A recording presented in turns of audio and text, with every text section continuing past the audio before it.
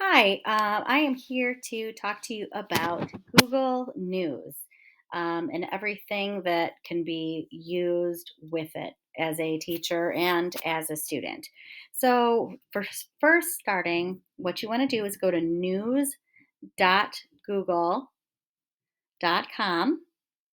And what you can do is my things are already set up and preferences are made for me, but you can go and customize it however you want. And once that you do that, or even before that, you can go and filter content going across this bar at the top, the upper top, all the way across. So you can do things that look at things that are for you, what you're following, or even what's happening in the United States, in the world, what's happening locally, or any of these topics you can also look at.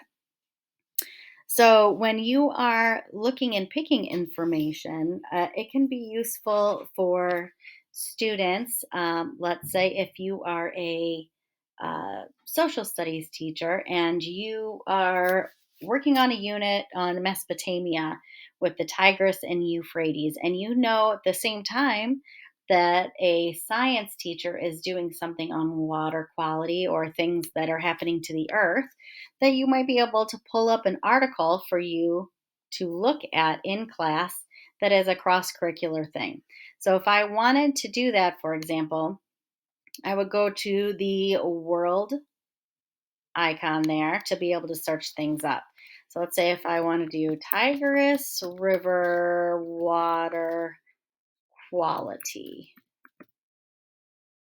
and then I can go over on this search bar. There's a little arrow I can plop down, and I can kind of filter out some things, looking for exact phrases or excluding certain words, looking at websites.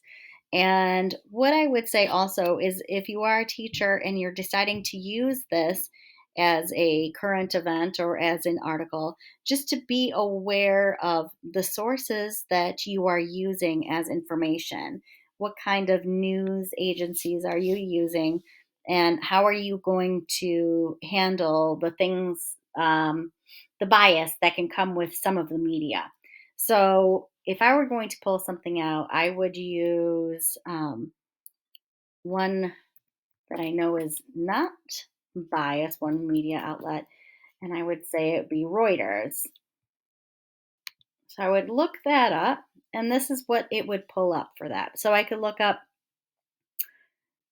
all the articles that have been done. Some of them are going to be outdated, some of them won't be. Um, but you can pull up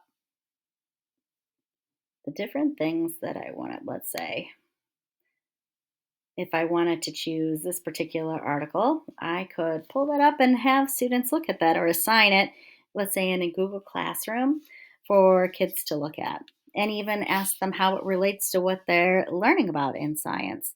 So you can do this as a teacher as a current event. You can pull up local events, United States events, or you can somehow relate it to particularly what you're studying or what they're studying cross curricularly.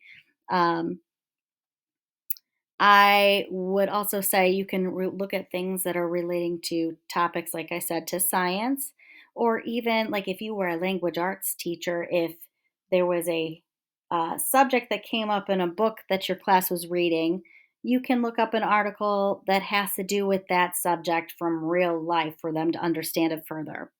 Um, yeah, so I would just make sure you are aware of the media that you're using and the sources in the bias.